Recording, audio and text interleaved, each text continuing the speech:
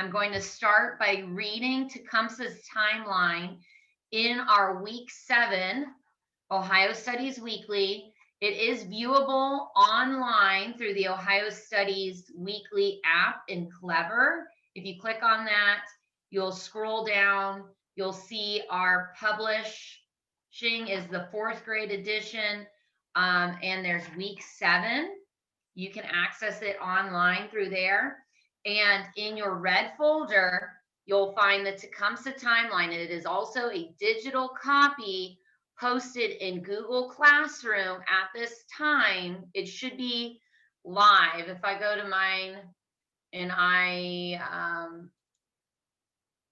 refresh my page, it should be viewable under Tuesday, December 5th.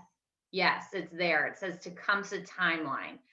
So it's up to you. You'll have to type in your answers into the correct box from there. I don't care if you do it on paper or digitally. Okay, so I'm going to start off by reading the Tecumseh Timeline article, which is actually Tecumseh's Fight for Freedom. From there, I'm going to explain your directions and give you time to work. So to start off, I have it all zoomed in for us. Tecumseh's Fight for Freedom. Tecumseh was born in 1768 in what is now Chillicothe, Ohio. His mother, Methatask, and his father, Pucksinwah, were both members of the Shawnee tribe. Pucksinwah was a minor war chief who was killed in 1774 at the Battle of Point Pleasant during Lord Dunmore's War. So I'm going to pause there. The thing that is really important that I want you to notice is that I've already read 2 dates out loud.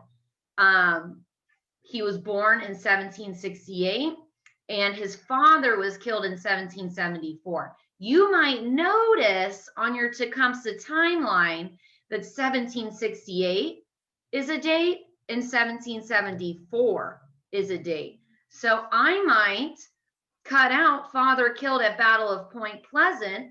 I might move that to 1774. I might take this born in what is now Chillicothe, Ohio, and glue or write that in 1768. You will find as I read and as you go through, all of the dates are in the article. So, Battle of Point Pleasant during Lord Dunmore's War. This was a war that pitted British colonists against American Indians for land south of the Ohio River. Although Tecumseh was only 6 years old, the loss of his father sent him on the path to becoming a warrior himself. Mohawk chief Joseph Brant was the leader of the American Indian Confederacy. He sought to unite tribes in order to share land and resources, as well as warriors. He wanted to fight against the settlers together. United, they might stand a chance to save their way of life. Tecumseh approved of this idea and joined the Confederacy. During his time with the Confederacy, he led raids on American boats traveling down the Ohio River. He also helped to defeat General Arthur St. Clair and his army at the Battle of Wabash in 1791. This was one of the American Indians' greatest victories. However, 3 years later, Tecumseh and the Confederacy were defeated by General Anthony Wayne at the Battle of Fallen Timbers. The American Indians' defeat brought about several treaties, such as the Treaty of Greenville. It was signed by the American Indians and the American settlers. This treaty established borders for both the American Indians and Americans. I'm up at the top of the second page. Many American Indians refused to sign it, and many American settlers continued to trespass on native lands. The Battle of Fallen Timbers is considered the final battle of the Northwest Indian War. Even so, this would not be the last time disagreements between Americans and American Indians would result in fighting. On February 19, 1803, Ohio was given statehood. Tecumseh continued to believe in the importance of American Indians joining forces. Only together could they stop the invasion of American settlers on tribal lands. In fact, he once wrote that the tribes needed to unite in claiming a common and equal right in the land, as it was at first and should be now, for it never was divided, but belongs to all. In 1808, he and his brother, the prophet, worked to create a multi tribal alliance against the settlers.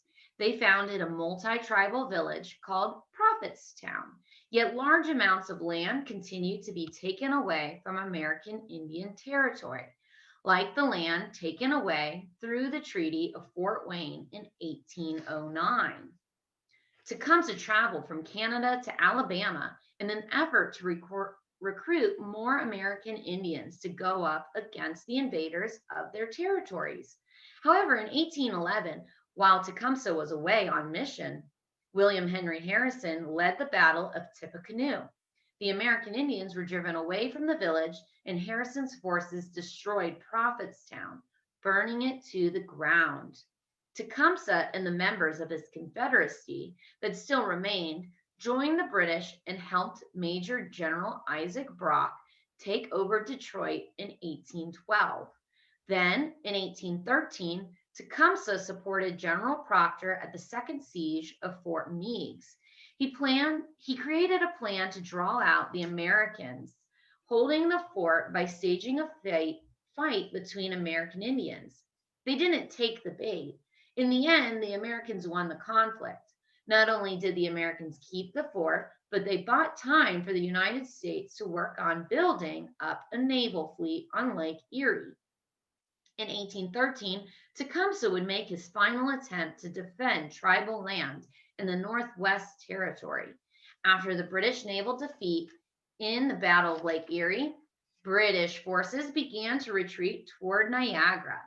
Tecumseh wanted to continue fighting the Americans for the rights to the tribal land. General Proctor agreed to fight with the American Indians. Unfortunately, the British and Tecumseh's Confederacy, there was so much confusion on the battlefield. Many British forces either ran away or surrendered. This left 500 American Indians to fight off 3,000 Americans. The Confederacy ended here at the Battle of the Thames when Tecumseh was killed on the battlefield. The American Indians were forced to sign treaties giving up their land rights in the region. And so that is where the article about Tecumseh's fight for freedom ends. Using the information I just read in the article, you're either going to, like I said, fill in the boxes by cutting out the pieces of paper and gluing them to the correct dates, or you are going to go into Google Classroom and find the activity that says Tecumseh's Timeline and fill out your Google slide there. So if you open it up, I have all these little fields where it says type. You have to type out the entire part that is labeled at the bottom. So if you have to change the size of the font, you might have to. Do I have any questions